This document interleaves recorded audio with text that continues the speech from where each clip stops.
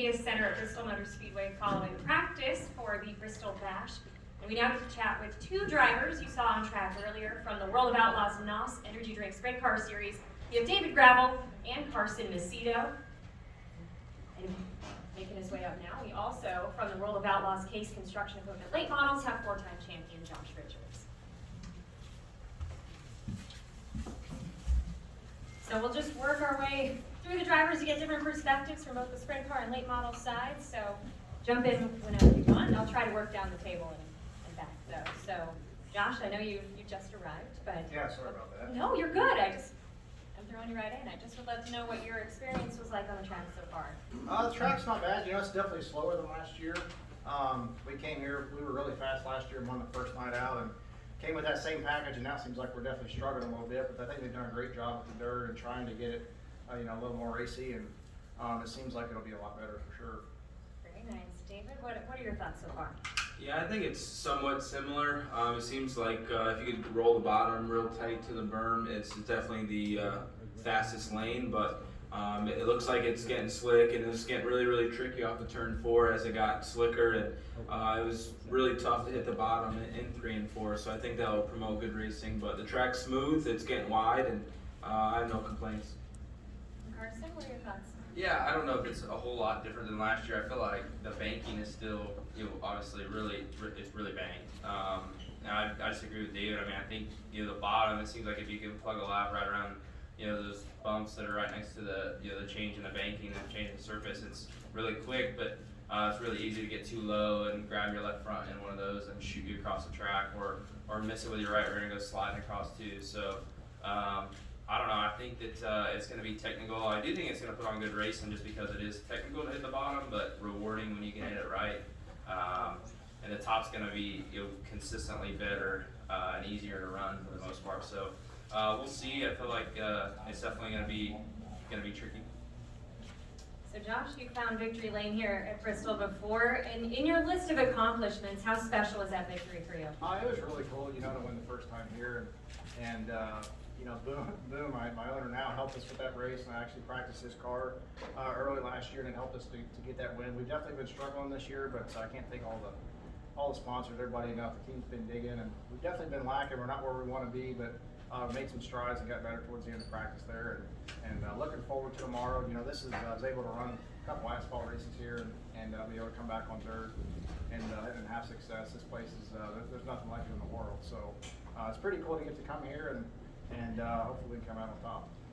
Definitely. And David, you found victory lane twice here last year. First of all, those swords, they look dangerous. Where are they now? Yeah, they're just sitting in my bedroom right now. My house has changed a little bit with having a kid on the way, but it was definitely really cool to win last year, and those swords are sharp, so they just stay tucked away. Don't want anybody to get hurt, but yeah, we'll see. It's so much emphasis on qualifying. It's going to be really huge for us. I think the late models too, but obviously getting on the front row of those heat races is going to be super huge to put yourself in position to win again this weekend.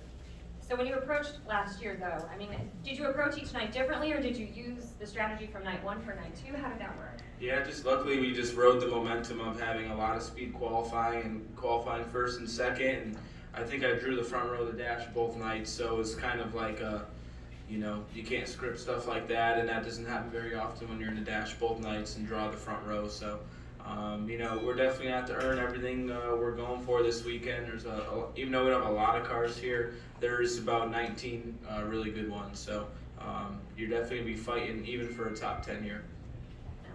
Now, Carson, you've had such a strong start to your season. 4 wins so far, including back-to-backs coming into this event. And we talked about how your 2021 season exceeded expectations. How were you and the 41 team able to build on that and make 2022 even stronger? Yeah, I think our team's just growing, and Philip, obviously, Clyde and Nate are doing an incredible job behind the scenes, putting in the maximum amount of effort every night. And we really worked super hard this year, I feel like, to get our short track program a little bit better, and I feel like it showed. We've been able to perform on smaller racetracks, but I really feel like our big track stuff is usually our strong suit at the 41, and it was surprising tonight in practice. It's hard to judge off of practice and all that, but we didn't quite have the speed that I expected us to have. So I'm hoping that we can, find some speed. Like David said, I think qualifying is going to be really imperative. I think, qualifying good, putting yourself on the front row of that heat race, and then getting yourself in the dash is super important here. The way our wings are and the wing speed and everything like that, it's just getting on the front row is super important, and it's going to make a really big difference in your night. So we'll see. I know my guys are some of the best, and I think we can get this all 41 up front if we keep working hard. And coming into Bristol Motor Speedway, such a special place. As a fan, there's like an energy when you come in here. As a driver, Josh, what is it like? Oh, there's nothing like it for sure. It's it's such a neat place, and it'd be really cool if the stands were completely full, but it's just there's nothing like it.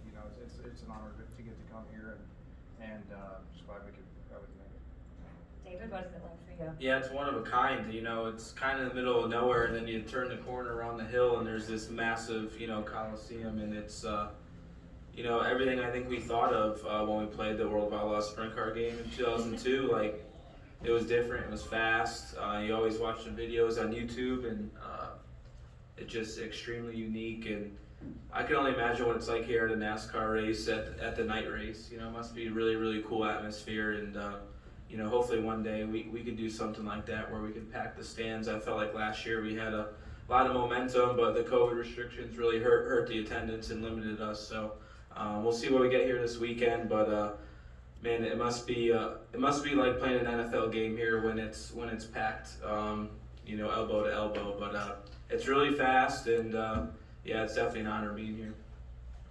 Carson, what do you think about when you come into Bristol Motor Speedway? Yeah, I mean, it's incredible.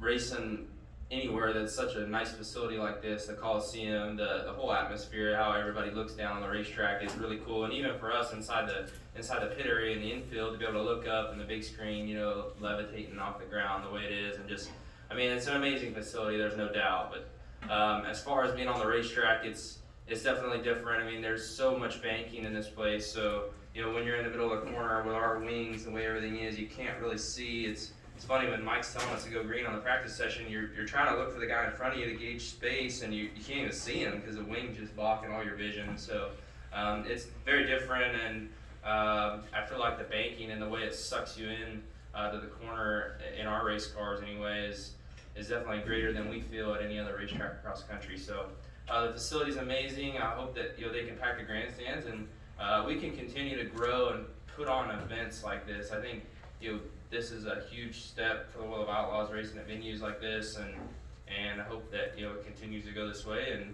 everything gets bigger and better.